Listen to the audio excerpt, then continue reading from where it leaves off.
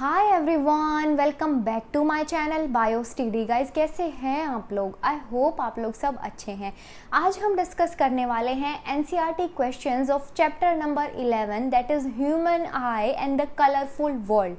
Guys, आप लोगों के रिड्यूस्ड पोर्शन के हिसाब से जो डिफेक्ट्स वगैरह थे वो सब हट चुके हैं, रिड्यूस हो चुके हैं। तो लास्ट में जो हम लोगों ने टॉपिक कवर किए थे उसी बेसिस पे हम लोग टेक्स्ट क्वेश्चंस करने वाले हैं।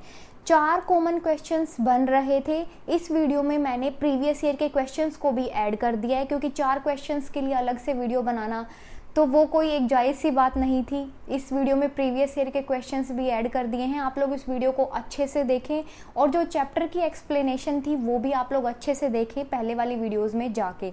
राइट, 4 क्वेश्चंस क्या थे वो मैंने इसमें इंक्लूड किए हैं। पहला क्वेश्चन यही था कि वाई डू स्टार्स ट्विंकल, ये फर्स्ट क्वेश्चन था। स्टार्स की ट्विंकलिंग, ये फर्स्ट क्वेश्चन था। ओके, दूसरा क्वेश्चन था कि प्लैनेट्स ट्विंकल क्यों नहीं करते, दूसरा प्लैनेट के ऊपर था। तीसरा क्वेश्चन ये था कि जो सन है वो रेडिश क्यों दिखता है मॉर्निंग में, अर्ली मॉर्निंग में। सन की अपीयरेंस के बारे में पूछा गया था। जो 4 क्वेश्चंस हैं एनसीईआरटी के टेक्स्ट बुक के, आप लोगों की पेज नंबर मैं आप लोगों को बता देती हूँ, 198 पेज नंबर है, आप लोग चेक कर लें।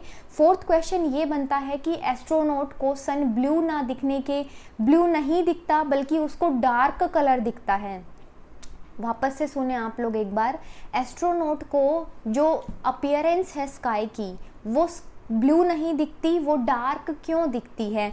तो ये 4 कॉमन क्वेश्चंस बनते हैं। हम लोग ये सारे इस वीडियो में डिस्कस करने वाले हैं। राइट, फर्स्ट क्वेश्चन लेके चलते हैं। Question number first is the colour that is scattered the least by the tiny particles and the atom molecules of the atmosphere.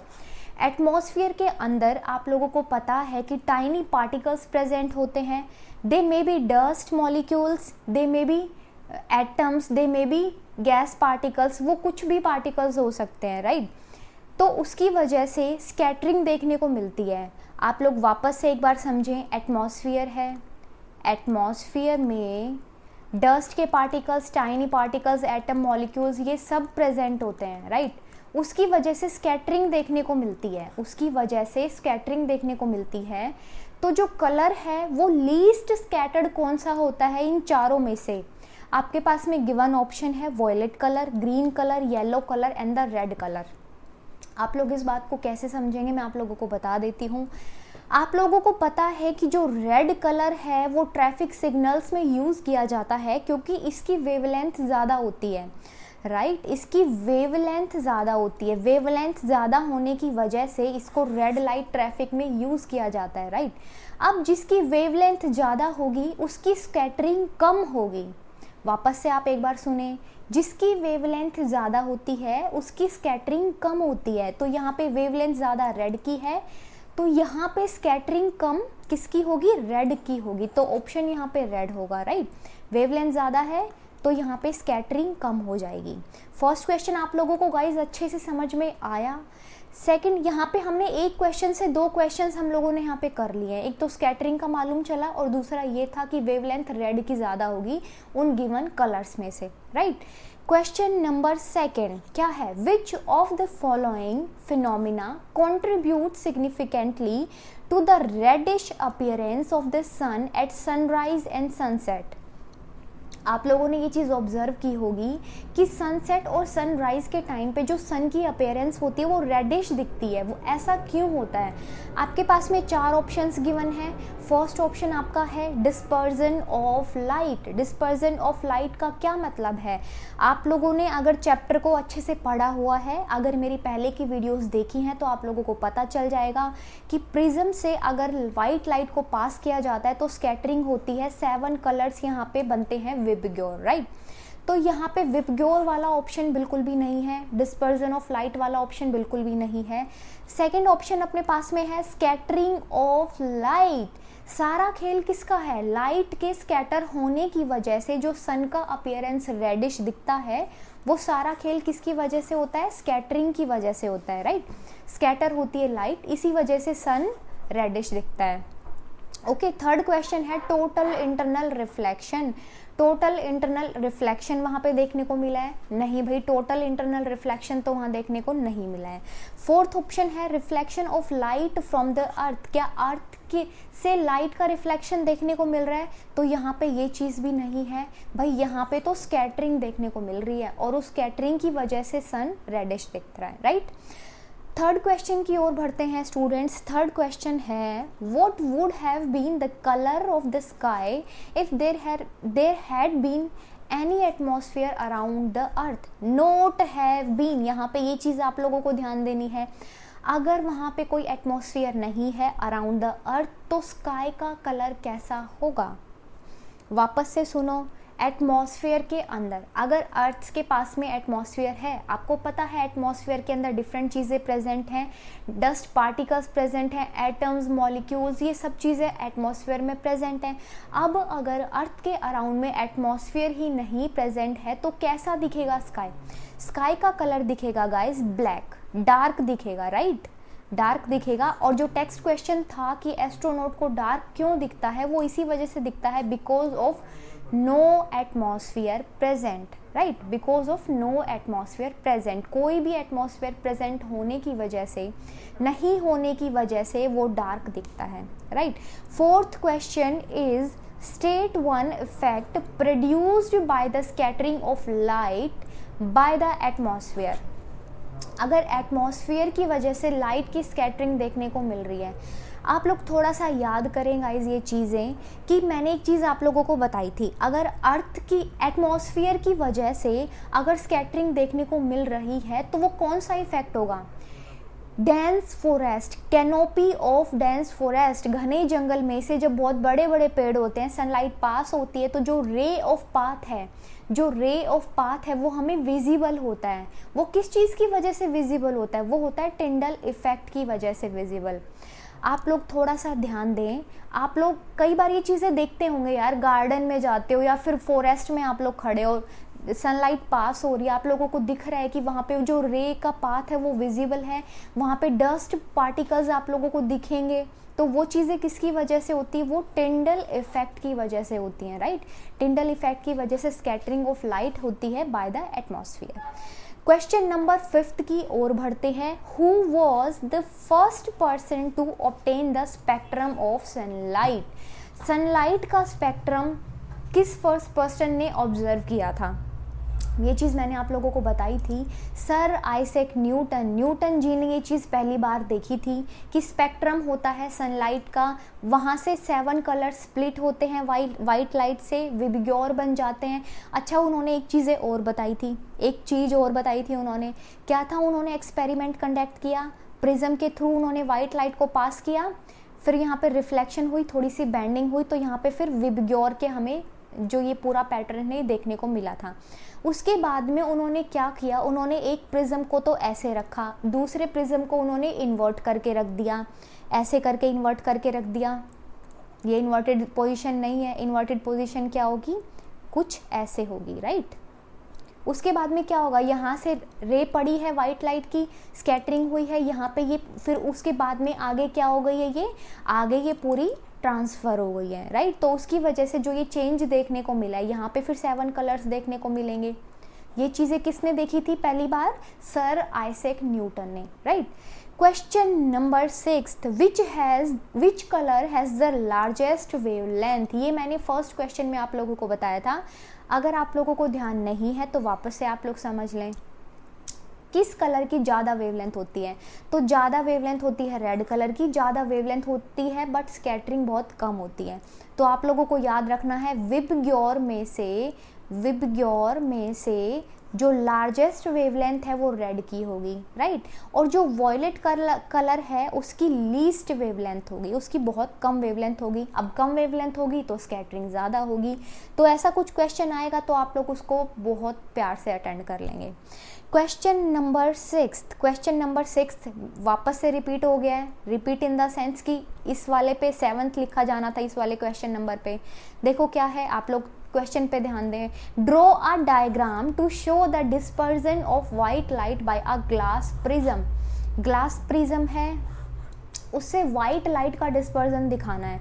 Dispersion होता है वाइट लाइट का डिस्पर्जन होता है, उसके बाद में जो 7 कलर्स होते हैं वो आगे सेपरेट हो जाते हैं। देखो वाइट लाइट थी, आप लोगों को डायग्राम ड्रॉ करना है, एक ट्रायंगल बनाना है, वाइट लाइट को यहाँ से इंसिडेंट होते हुए दिखाना है। उसके बाद में यहाँ पे रिफ्रैक्शन हुआ है, 7 कलर्स में ये सेपरेट हो गए हैं, राइट, विबग्योर में।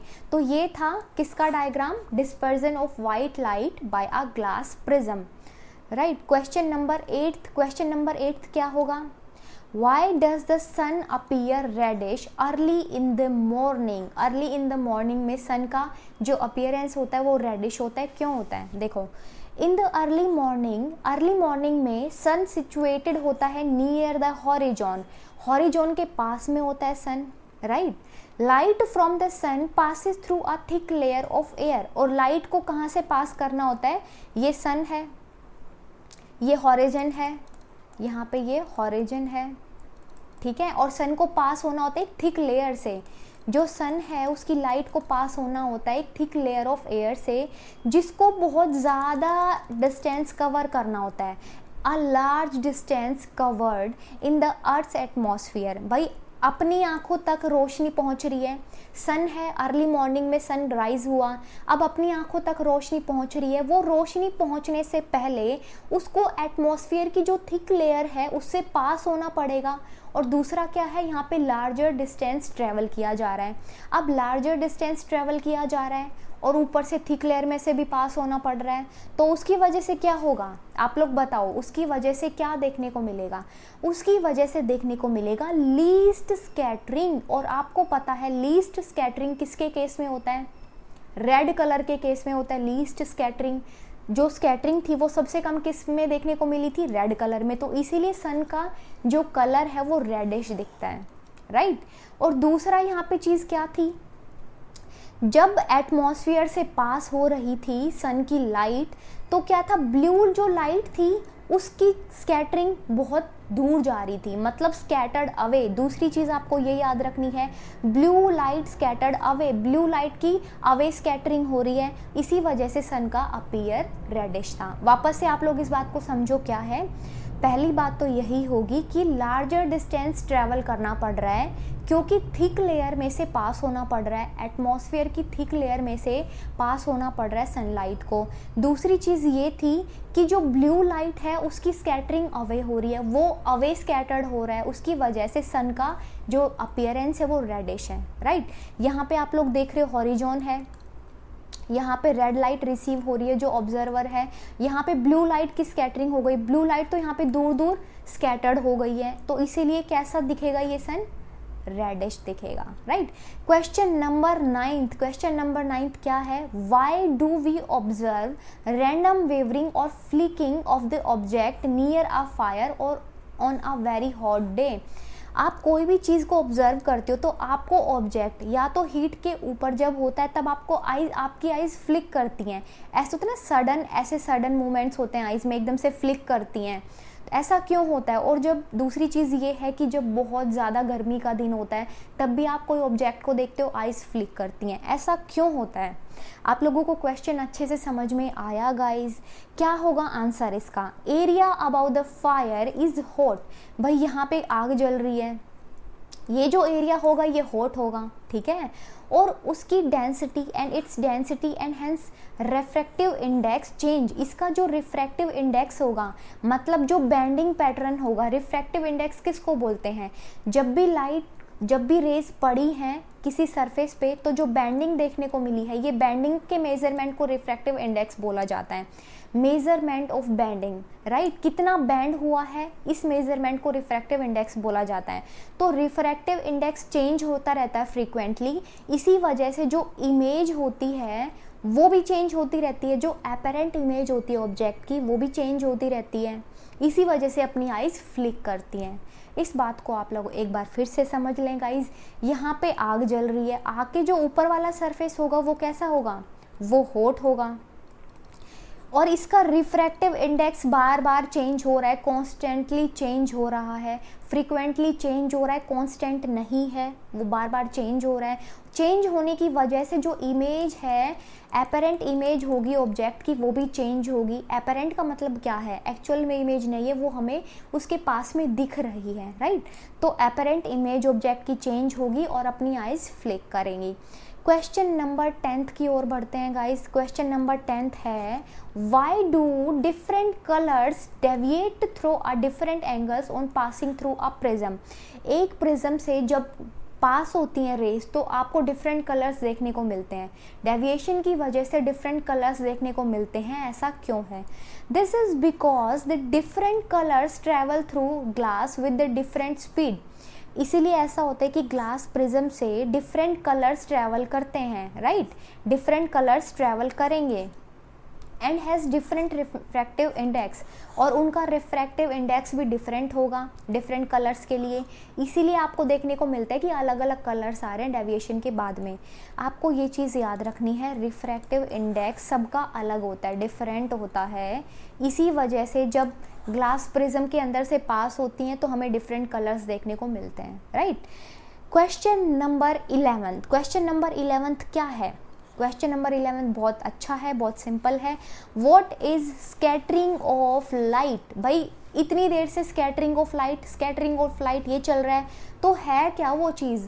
Scattering of light is the phenomena in which the light rays get deviated from its straight path. देखो क्या होगा, यहाँ पे कोई भी सरफेस है, यहाँ पे लाइट रेज उस पर स्ट्राइक हुई हैं, स्ट्राइक होने के बाद में यहाँ पे लाइट रेज क्या हो गई हैं, स्कैटर हो गई हैं, डिफरेंट एंगल में डेविएट हो गई हैं, उसको बोलेंगे scattering of light. The light rays get deviated from its straight path on striking an obstacle. किसी भी, यहाँ पे देखो इंसिडेंट रेज थी, ये कोई भी पाथ है, कोई भी पार्टिकल है, ये पार्टिकल गैस का भी हो सकता है, गैस मॉलिक्यूल भी हो सकता है, डस्ट पार्टिकल भी हो सकता है, उसकी वजह से ये स्कैटर्ड हो गई है, ये डेविएट हो गई है इन डिफरेंट डायरेक्शंस। इसी को बोला जाएगा स्कैटरिंग ऑफ लाइट। और ये किस वजह से होती है? ये इस वजह से होती है कि जब भी कोई ऑब्स्टेकल पे लाइट रे स्ट्राइक करती हैं, राइट। जब भी कोई ऑब्स्टेकल पे लाइट रेज स्ट्राइक करेंगी, लाइट रेज उस पर पड़ेंगी, उसकी वजह से स्कैटरिंग देखने को मिलेगी। ओके स्टूडेंट्स, क्वेश्चन नंबर 12 क्या होगा? क्वेश्चन नंबर 12 होगा क्वेश्चन नंबर 11। ये 11 था, ये 12 होगा। देखो क्या है, ये टेक्स्ट क्वेश्चन है एनसीईआरटी का, मैं लिख देती हूँ यहाँ पे, ये टेक्स्ट का क्वेश्चन है। Why do stars twinkle? Stars twinkle क्यों करते हैं? Stars twinkle due to atmospheric refraction. Atmosphere में रिफ्रैक्शन देखने को मिल रहा है क्योंकि एटमॉस्फेयर में बार बार चेंजेस देखने को मिल रहे हैं, क्योंकि उसमें डिफरेंट लेयर्स प्रेजेंट होती हैं। Dust molecule, dust particles, molecules, ये सारी चीज़ें एटमॉस्फेयर में प्रेजेंट होती हैं, उसकी वजह से रिफ्रैक्शन देखने को मिलती है स्टार लाइट की, ठीक है। As a star are very away and behave almost point source of the light. भाई स्टार्स बहुत दूर होते हैं, इस वजह से वो कैसे एक्ट करते हैं? वो एक्ट करते हैं कि एक पॉइंट सोर्स आ रहा है लाइट का हमारे पास में, और ड्यू टू एटमॉस्फेरिक रिफ्रैक्शन जो पाथ है रेज का वो वेरी करेगा। वापस से आप लोग समझो क्या है, स्टार्स हैं वो हमें ऐसा बहुत दूर, उनका डिस्टेंस बहुत ज़्यादा होता है, और उनको एटमॉस्फेयर में, जब तक वो एटमॉस्फेयर में जाते हैं तब तक तुरंत रिफ्रैक्शंस, बार बार रिफ्रैक्शंस होते रहते हैं। ट्विंकल स्टार्स ट्विंकल क्यों करते हैं? यहाँ पे आप लोगों को ये याद रखना है कि यहाँ पे रिफ्रैक्शन देखने को मिलता है, और रिफ्रैक्शन होता है एटमॉस्फेयर में, ठीक है। जब तक हमारी आइज तक पड़ता है स्टार की लाइट, तब तक उसमें बहुत बार फ्रिक्वेंटली उसके अंदर रिफ्रैक्शंस देखने को मिलते हैं, और वो रिफ्रैक्शंस देखने को मिलते हैं उसकी वजह से जो स्टार है वो हमें एक्चुअल पोजीशन पे नहीं दिखता है, एपरेंट पोजीशन पे दिखता है, क्योंकि उसकी पोजीशन फ्लक्चुएट होती रहती है, बार बार रिफ्रैक्टिव इंडेक्स चेंज हो रहा है, रिफ्रैक्शन देखने को मिल रहा है, उसकी वजह से जो पोजीशन होगी स्टार की वो फ्लक्चुएट करेगी। Okay, and the amount of light entering the eyes flickers, और जो लाइट हमारी आंखों में पड़ रही है उसकी वजह से अपनी आंखें भी एकदम से फ्लिक कर रही हैं, एकदम से ब्लिंक कर रही हैं। Okay, so sometimes the star appear brighter and sometimes the star appear फेंटर, दस द स्टार ट्विंकल। ऐसे स्टार चमकते हैं, वापस से आप लोग थोड़ा सा इस बात को समझ लें गाइज। रिफ्रैक्टिव इंडेक्स चेंज होता है due to atmospheric refraction. Atmosphere में फ्रीक्वेंटली रिफ्रैक्शन देखने को मिलता है। रिफ्रैक्शन का मतलब क्या है, लाइट रेज किसी सरफेस पे पड़ी, ये सरफेस कोई भी ऑब्स्टेकल हो सकता है, डस्ट पार्टिकल हो सकता है, गैस का मॉलिक्यूल हो सकता है, उसकी वजह से बेंडिंग देखने को मिलेगी और बेंडिंग के बाद में क्या होगा, ये एमरजेंट रेज निकलेंगी, राइट। तो इसकी वजह से बार बार हमें क्या देखने को मिलेगा कि पोजीशन जो है स्टार की वो फ्लक्चुएट कर रही है, और फ्लक्चुएट करने की वजह से क्या होगा, कभी तो स्टार हमें एकदम से ब्राइटर दिखेगा और कभी हमें स्टार एकदम से फेंटर दिखेगा, और यही फिनोमेना है कि स्टार ट्विंकल करते हैं, जो तारे होते हैं वो चमकते हैं। ओके, नेक्स्ट क्वेश्चन है अपने पास में, why explain why the planets do not twinkle. ये भी टेक्स्ट का क्वेश्चन है, राइट। ये क्वेश्चन भी टेक्स्ट का है कि प्लैनेट्स जो हैं वो ट्विंकल क्यों नहीं करते हैं, वो हमें चमकते हुए क्यों नहीं दिखते। देखो, प्लैनेट्स जो है वो अर्थ के बहुत क्लोजर होते हैं, राइट। जो प्लैनेट्स होते हैं वो अर्थ के बहुत क्लोजर होते हैं, और कैसे एक्ट करते हैं, ये ऐसे एक्ट करते हैं कि यहाँ पे पॉइंट सोर्स का नंबर ऑफ कलेक्शंस रख दिया। देखो, जब स्टार्स की बात चल रही थी तो पॉइंट सोर्स था, अब प्लैनेट है, बड़ा है, तो यहाँ पे ऐसा दिखता है ये कि यहाँ पे पॉइंट सोर्स का कोई कलेक्शन रख दिया है, और वो कलेक्शन की वजह से क्या होता है, जो रिफ्रैक्शन होता है वो वेरी करता है, और लास्ट में जो ट्विंकलिंग इफेक्ट होता है वो नलीफाई हो जाता है, मतलब वो ज़ीरो हो जाता है, क्योंकि वो कांस्टेंट रहता है, ठीक है। जो इसका रिफ्रैक्टिव इंडेक्स रहेगा वो कांस्टेंट रहेगा, तो इसी वजह से जो हमें एकदम से ही चमकते हुए इसीलिए नहीं दिखते, जबकि हमें स्टार्स चमकते हुए दिखते हैं, राइट। एक बार हम लोग आंसर रीड कर लेते हैं। Planets are much more closer to the earth and are seen as extended source, so a planet must considered as a collection of a large number of point size light source. एक large number of collection दिखता है ये हमें point size sources का, ठीक है। कोई भी पॉइंट साइज की जो लाइट सोर्सेज होती हैं उनका लार्ज कलेक्शन दिखता है। Although light coming from the individual point size source flickers, भाई एक पॉइंट साइज से अगर सोर्स निकल रहा है लाइट का तो वो तो फ्लिक करेगा, उसकी पोजीशन चेंज होगी, लेकिन यहाँ पे क्या होगा, यहाँ पे तो बहुत सारे हैं, यहाँ पे तो कलेक्शन है, तो इस कलेक्शन की वजह से क्या होगा, इस कलेक्शन की वजह से जो एवरेज होगा वो कांस्टेंट हो जाएगा, और जो ट्विंकलिंग अफेक्ट है मैं यहाँ लिख देती हूँ, ट्विंकलिंग अफेक्ट है वो नलीफाई हो जाएगा, वो कैंसिल हो जाएगा, नलीफाई, राइट, नलीफाई हो जाएगा, वो ज़ीरो हो जाएगा, ठीक है, वो ज़ीरो हो जाएगा, ज़ीरो। इसी वजह से ट्विंकलिंग दिखती नहीं है। Thus appear equally brighter and there is no twinkling of the planet, कोई ट्विंकलिंग नहीं है। जब point size, point source light की बात करते हो, पॉइंट लाइट सोर्स की आप लोग अगर बात करेंगे, यहाँ पे आप लोग समझे ये है पॉइंट साइज का लाइट सोर्स। अब ये इसके अंदर रिफ्रैक्शन होगी, बहुत सारी रिफ्रैक्शन इसके अंदर होगी, तो आपको क्या दिखेगा, यहाँ पे इसको दिखेगा ट्विंकलिंग, आपकी आइज़ क्या करेंगी, फ्लक्चुएट करेंगी, क्योंकि यहाँ पे ट्विंकलिंग होगा। अब अगर यहाँ पे प्लैनेट की बात करें तो यहाँ पे तो नंबर ऑफ पॉइंट साइज हैं, पॉइंट सोर्स हैं लाइट के, तो यहाँ पे भाई कोई यहाँ पे रिफ्रैक्शन देखने को मिल नहीं रही, और यहाँ पे नो ट्विंकलिंग, तो इस वजह से ये होता है कि प्लैनेट्स ट्विंकल नहीं करते, प्लैनेट्स चमकते नहीं हैं। क्वेश्चन नंबर 13, ये भी टेक्स्ट का क्वेश्चन है, text question, right. Why does the sky appear dark instead of blue to the astronaut? Astronaut को वो डार्क क्यों दिखता है स्काई, जबकि स्काई का कलर तो ब्लू होता है। मैंने 1 मार्क्स के क्वेश्चन में अभी पीछे आप लोगों को ये चीज़ बताई है। देखो, blue colour of the sky is an account of the scattering of light, scattering होती है लाइट की, इसी वजह से ब्लू कलर दिखता है। Of the shorter wavelength by the particles, भाई जो शॉर्टर वेवलेंथ हैं उनकी स्कैटरिंग देखने को मिलेगी। जो शॉर्टर वेवलेंथ है जैसे वॉयलेट कलर, ब्लू कलर, ये शॉर्टर वेवलेंथ के हैं, इनकी स्कैटरिंग देखने को मिलेगी एटमॉस्फेयर में, ठीक है। If the earth had no atmosphere, अब अगर देखा जाए कि अर्थ के पास में कोई एटमॉस्फेयर प्रेजेंट नहीं है, अब एटमॉस्फेयर प्रेजेंट नहीं है तो लाइट की भी स्कैटरिंग नहीं हो रही है, और यहाँ पे अगर स्कैटरिंग नहीं होती तो जो स्काई है वो डार्क दिखेगा। तो सारा खेल यहाँ पे दिखने का किसके बेस पे है, स्कैटरिंग ऑफ लाइट के बेस पे है। स्काई का कलर ब्लू इसलिए दिखता है गाइस क्योंकि वहाँ पे स्कैटरिंग होती है लाइट की ऑफ द शॉर्टर वेवलेंथ, जबकि एस्ट्रोनॉट को डार्क दिखता है क्योंकि वहाँ पे कोई एटमॉस्फेयर प्रेजेंट नहीं होता, देयर इज़ नो एटमॉस्फेयर, और एटमॉस्फेयर नहीं है तो स्कैटरिंग भी नहीं है, और स्कैटरिंग भी नहीं है तो डार्क कलर दिखेगा। आप लोगों को क्वेश्चन समझ में आया गाइज अच्छे से? क्वेश्चन नंबर 14 की ओर बढ़ते हैं। What is atmospheric refraction? देखो हम लोग अभी ये चीज़ बोल रहे थे कि एटमॉस्फेरिक रिफ्रैक्शन ये क्या होता है, क्वेश्चन यही पूछा गया है। The refraction of light by the earth's atmosphere. भाई अगर लाइट का रिफ्रैक्शन देखने को मिल रहा है, अब लाइट का रिफ्रैक्शन मैं वापस से बता देती हूँ, ये एक रे पड़ी है लाइट की किसी भी सरफेस पे। अब अगर रिफ्रैक्शन वर्ड है, रिफ्रैक्शन का मतलब है यहाँ पे बैंडिंग देखने को मिली है, और बैंड होने के बाद में क्या होगा, यहाँ पे कुछ कलर्स हम लोगों को विजिबल होंगे, ठीक है। अब एटमॉस्फेयर की वजह से अगर रिफ्रैक्शन होती है तो वो एटमॉस्फेरिक रिफ्रैक्शन होगी, right. The earth's atmosphere is not evenly distributed. मतलब क्या है, जो एटमॉस्फेयर है अर्थ का वो डिस्ट्रीब्यूट है, लेकिन वो इक्वली डिस्ट्रीब्यूट नहीं है, इवनली डिस्ट्रीब्यूट नहीं है।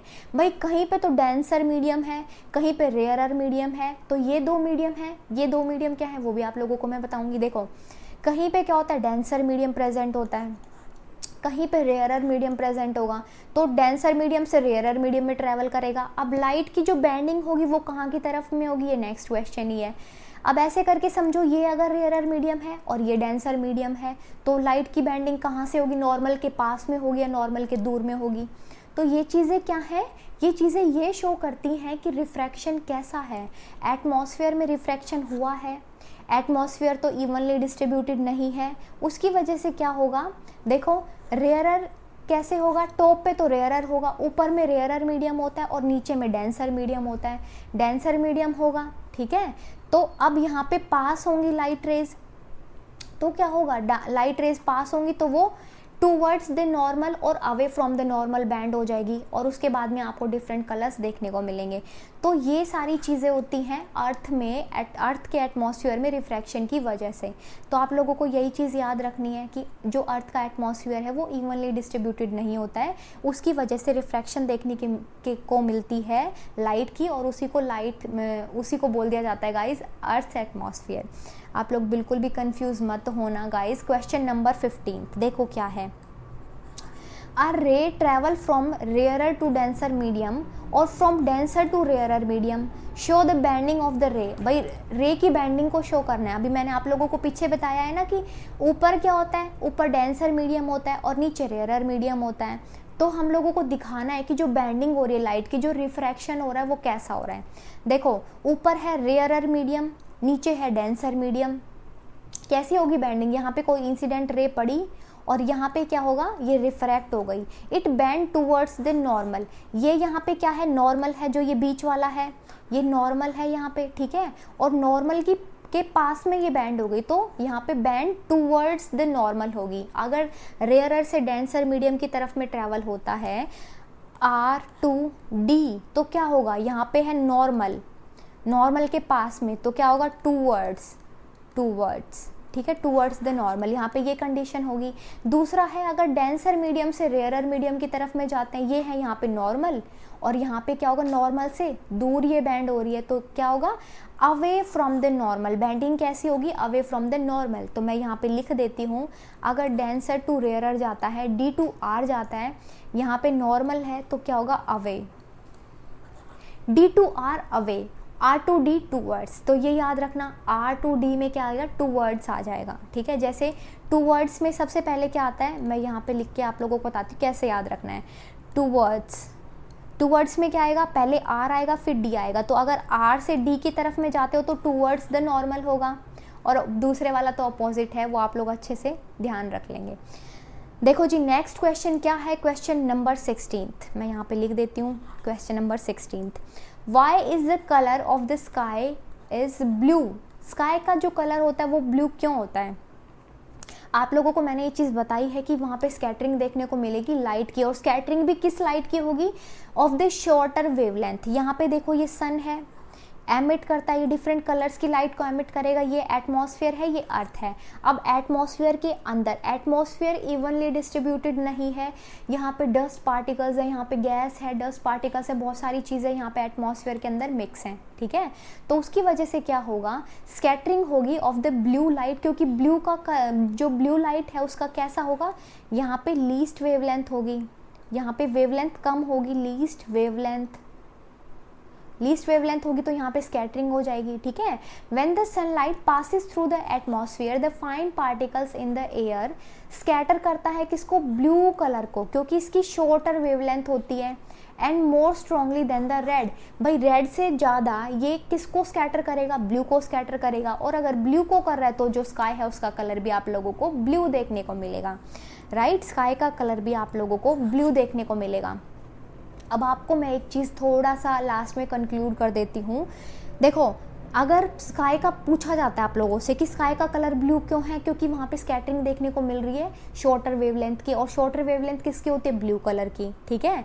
अब आपसे पूछा जाए कि रेड कलर क्यों दिखता है आपको, भाई सन का कलर रेड क्यों दिखता है, रेडिश क्यों होता है सनराइज और सनसेट के टाइम पे, तो वो इसलिए होता है क्योंकि लार्जर डिस्टेंस ट्रैवल करना पड़ता है लाइट रेज को, और दूसरा ये है कि ब्लू लाइट स्कैटर्ड अवे, 2-3 बार ये चीज़ें आप लोग भी रिपीट करो, ब्लू लाइट की जो स्कैटरिंग होती है वो अवे हो जाती है, और उसकी वजह से हमें रेड कलर दिखता है। अब जो रेड कलर है, देखो लार्जर डिस्टेंस ट्रैवल करना पड़ रहा है, जो एटमॉस्फेयर है उसकी लेयर्स में से पास होना पड़ रहा है, लार्जर डिस्टेंस ट्रैवल करना पड़ रहा है, तो यहाँ पे किसका फंडा आ गया, यहाँ पे आ गया लार्जर वेवलेंथ का, लार्जेस्ट वेवलेंथ का। ज़्यादा ट्रैवल कौन करता है, ज़्यादा ट्रैवलिंग किसकी होती है, रेड कलर की, क्योंकि इसकी वेवलेंथ ज़्यादा होती है, तो इसलिए सन का कलर रेड दिखता है, ठीक है। एस्ट्रोनॉट को डार्क क्यों दिखता है, क्योंकि वहाँ पे कोई एटमॉस्फेयर प्रेजेंट नहीं होता है, एटमॉस्फेयर प्रेजेंट नहीं होगा तो भाई वहाँ पे स्कैटरिंग भी नहीं होगी, ठीक है। अच्छा, एक चीज़ और थी टिंडल इफेक्ट वाला। टिंडल इफेक्ट के केस में क्या था, जो रे ऑफ लाइट पास हो रही है, तो जो अपने विजिबल पाथ क्रिएट हुआ है, जो रे ऑफ लाइट पास हुई है, अगर रे ऑफ लाइट पास होगी किससे, डेंस फॉरेस्ट से, तो हमें जो पाथ होगा वो विजिबल होगा, पाथ विजिबल होगा तो वहाँ पे कौन सा इफेक्ट आ जाएगा, टिंडल इफेक्ट आ जाएगा, राइट। ये सारा था अपना इस चैप्टर में गाइज। अब इसके बाद में हम लोग नया चैप्टर शुरू करेंगे, उसके बाद में फिर उसके प्रीवियस ईयर के क्वेश्चंस, ऐसे ही सारा अपना सेम फंडा चलने वाला है गाइज। अगर आप लोगों ने चैनल को सब्सक्राइब नहीं किया है तो आप लोग चैनल को सब्सक्राइब कर लें। अगर आप लोगों को वीडियोज़ अच्छी लगती हैं तो वीडियो को जितना हो सके आप लोग शेयर करें। कल मिलते हैं, बाय।